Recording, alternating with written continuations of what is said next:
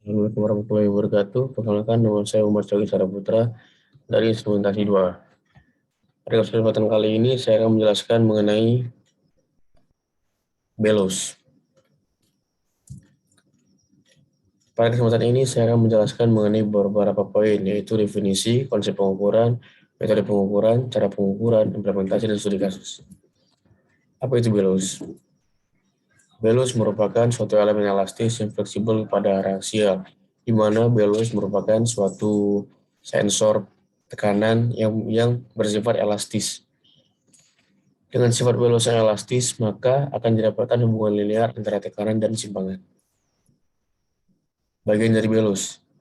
Yang pertama yaitu adalah pressure connection. Pressure connection adalah merupakan tempat di mana akan menerima tekanan awal yang nantinya akan diukur oleh bellows. Kemudian terdapat case. Case adalah casing atau lapisan terluar dari bellows yang berguna dalam mewadahi bellows itu sendiri. Yang ketiga adalah bellows.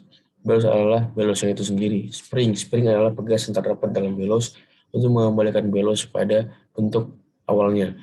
Kemudian terdapat link. Link merupakan suatu benda yang mengoneksi antara spring atau bellows dengan sektor. Kemudian terdapat sektor. Sektor merupakan suatu stem yang nantinya akan menggerakkan pointer setelah digerakkan oleh spring. Kemudian terdapat juga working principle atau prinsip kerja dari bellows, di mana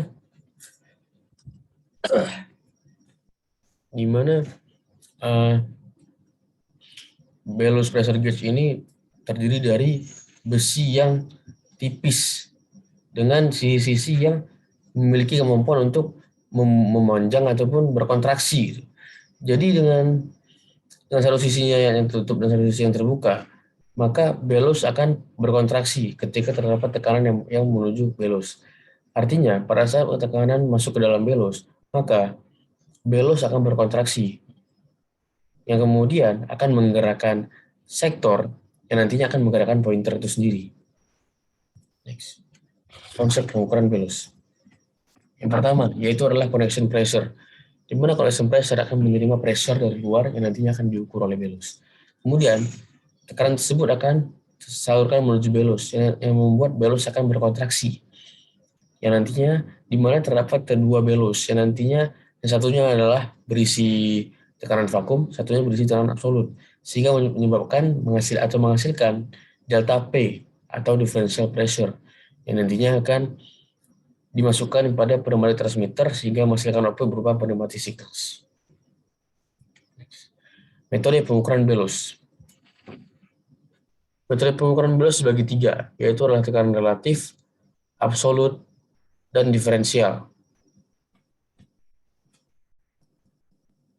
Yang pertama adalah pada tekanan relatif, di mana pada tekanan relatif diukur dengan tekanan atmosfer sebagai referensi, di mana bellows akan melebar dan mengecil. Jadi pada tekanan relatif tersebut, bellows tersebut akan digunakan pada ekspansi yang nantinya yang biasanya terdapat pada pengukuran pressure yang rendah, sehingga proses tekanan yang ada pada bellows tersebut akan membuat bellows tersebut untuk membesar. Untuk tekanan yang lebih besar, bellows akan bekerja pada saat sedang mengecil atau memeras. Pada saat tersebut, maka tekanan akan bergerak atau memberi gaya di luar dari bellows yang akan menyebabkan bellows mengecil atau memeras. Next, pada tekanan absolut. Tekanan absolut menggunakan tekanan vakum untuk dapat diukur. Diperlukan dua bellows untuk mengukurnya. Ya, jadi di mana pada tekanan absolut ini digunakan dua bellows, yang di mana satunya adalah perfect vakum dan satunya lagi adalah bellows pengukuran. Pada pengukuran tekanan absolut ini biasanya digunakan untuk pengukuran yang lebih kepada pengukuran tekanan rendah. Dikarenakan bellows tersebut tidak di-equip atau tidak dilengkapi dengan pegas yang terkalibrasi, sehingga tidak dapat digunakan untuk tekanan yang lebih besar. Next. Pada tekanan diferensial. Pada tekanan diferensial dapat diukur dengan satu atau dua bellows, yang dimana pada penggunaan tekanan diferensial ini digunakan dua belus, yang satunya adalah high pressure, yang satunya adalah low pressure, yang nantinya akan saling memberikan tekanan yang akan menghasilkan suatu delta P atau differential pressure. Next, bagaimana cara pengukuran belus? Seperti yang kita ketahui, belus merupakan suatu pengukuran tekanan yang dapat berubah bentuk. Sehingga dapat kita ketahui bahwa belus tersebut memiliki suatu elastisitas. Maka bisa kita ketahui juga bahwa belus tersebut dapat dihitung melalui rumus elastisitas untuk mengetahui gaya atau tekanan yang masuk dalam belus. Seperti kita lihat pada rumus samping ini, di mana diketahui bahwa modulus elastisitas sama dengan tegangan dibagi regangan, yang dimana modulus elastisitas sama dengan gaya dikalikan dengan panjang awal benda dibagi luas permukaan benda dikalikan dengan delta L atau pertambahan panjang benda, yang artinya dengan kita mengukur elastisitas dari benda, maka kita sudah mengetahui berapa banyak perubahan dari belus itu sendiri. Next. Bagaimana implementasi belus? Dalam pengimplementasiannya, belus dapat digunakan pada tiga hal, yaitu sebagai pressure gauge, yang kedua sebagai pelebar sambungan pipa, yang ketiga sebagai implementasi pada probe market. Yang pertama, sebagai pressure gauge. Sebagai pressure gauge, belus digunakan pada aliran fluida yang agresif, di mana gas tersebut harus diisolasi dari aliran dan digunakan sealing diafragma untuk mencegah adanya kebocoran pada fluida.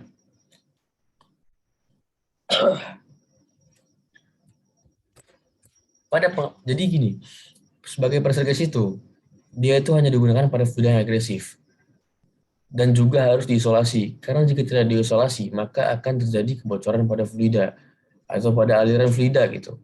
Nah, jadi pada pengaplikasian yang kritis diharuskan untuk menggunakan sealing diafragma. Hal ini dikarenakan memberikan lebih banyak keamanan pada fluida yang agresif, sehingga dapat mengurangi atau mencegah terjadinya kebocoran aliran fluida. Next, belus sebagai pelebar sambungan pipa. Nah, jadi belus sebagai pelebar sambungan pipa ini dapat digunakan pada antara dua pipa atau di antara banyak pipa untuk menyerap pergerakan thermal, kemudian vibrasi, vakum tinggi, temperatur tinggi, dan sistem untuk mencegah adanya kebocoran gas. Nah, dengan adanya belus di sini, maka belus dapat menyerap beberapa hal tadi saya sebutkan, yaitu vibrasi, vakum tinggi, temperatur. Dengan adanya itu, maka dapat mencegah hal yang tidak diinginkan seperti kebocoran pada aliran fluida. Next, pada probe market. Pada probe market, belus digunakan pada actuator industri sebagai sensor altitude dan alat manajemen fluida. Nah, jadi pada probe market, belus itu digunakan pada produk dan market segment. Nah, di mana dia itu digunakan khususnya itu terdapat pada actuator industri dan juga sebagai manajemen fluida. Namun ada juga penggunaan belus digunakan kepada seperti aplikasian angkasa, yaitu digunakan untuk altitude sensors. Apakah studi kasus terkait belus?